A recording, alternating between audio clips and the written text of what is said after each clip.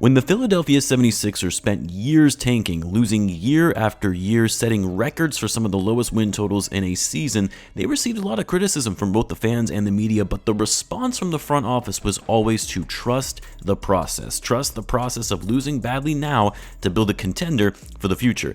And while it was painful to watch those Sixers teams between 2013 and 2017, the process slowly but surely started to come to fruition in landing top lottery picks with star-level potential, and while most of those top picks didn't pan out the way they thought they would, like Ben Simmons and Markelle Fultz, losing all of those years did enable them to land one of the greatest big men of this generation, a superstar and MVP in Joel Embiid. And while the Sixers, for the better part of the last 6 seasons, have been contenders, or at least finishing near the top of the Eastern Conference, the fruits of their labor in tanking all of those years have netted them not even a conference finals appearance. They've come very close, as we all remember the famous buzzer beater shot from Kawhi Leonard in Game 7, but still to this day, despite even finishing with the best record in the East at times, they have never made it beyond the second round of the playoffs.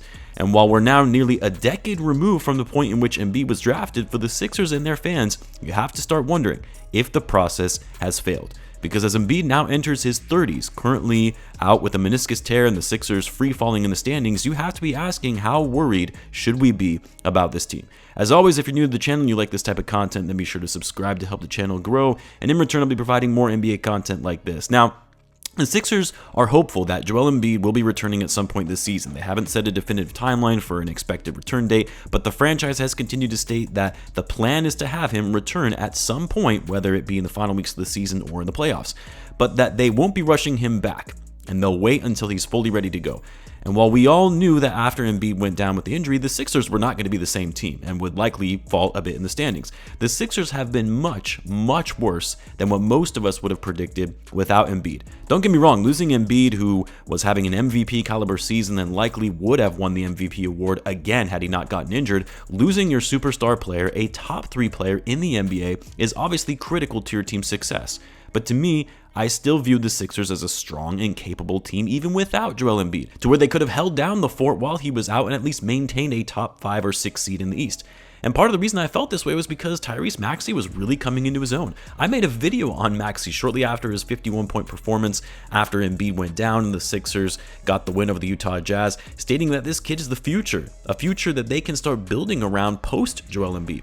And with a budding star in Maxey, I still consider the Sixers to be a top team in the Eastern Conference.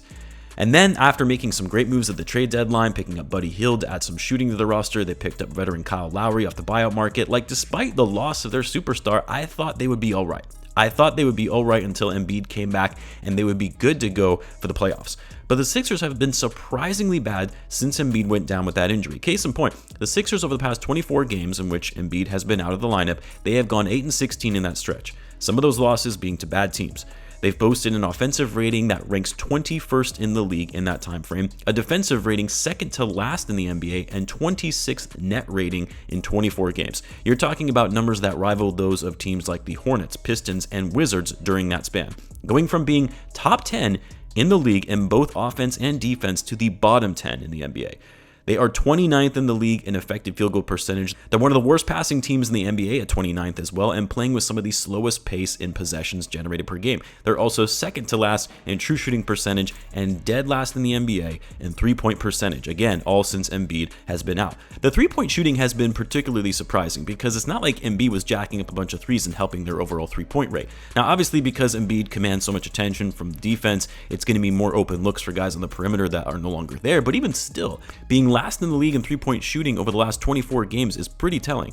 On top of all of this, the Sixers are bottom 5 in rebounds per game. They give up a ton of second chance points to their opponent, and they have a negative net 12 net rating in clutch games, which is bottom 5 in the NBA when they were top 10 in the league in net rating in clutch situations under Joel Embiid. Again, don't get me wrong, not having your superstar is a huge loss, but it should not be this bad when you break it down by the numbers. But here's the bigger issue. Given the Philadelphia 76ers have one of the hardest schedules to close out the season, while some of their opponents are jockeying for position in the Eastern Conference standings, there is now a world where the Sixers could conceivably miss the playoffs.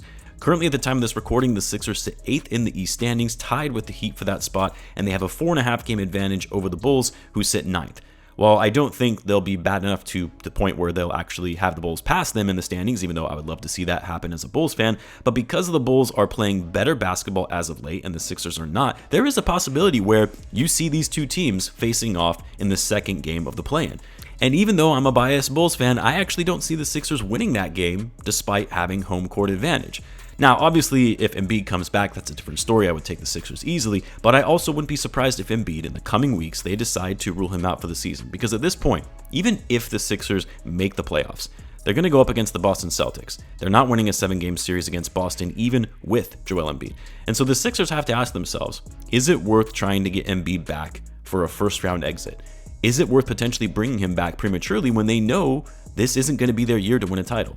Rest your superstar as much as you possibly can, have him come back fully healthy next season, beefing up your roster, and make that title push next year. Because the Sixers also know their window to win with Embiid is closing.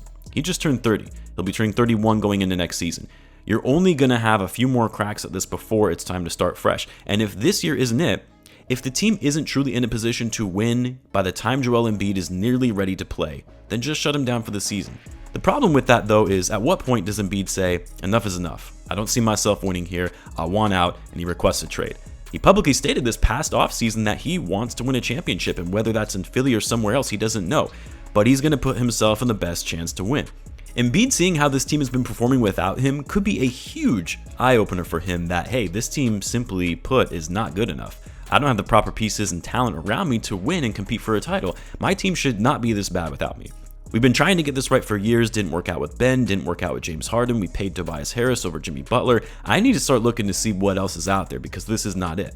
Now, the good news for the Sixers is they have a ton of cap flexibility going into the offseason with everyone but Embiid on expiring contracts and a partial guarantee to Paul Reed going into next season. They're obviously going to need to pay Maxey, but outside of that, they do have an opportunity to sign big-name free agents, although this is a relatively weak free agency class.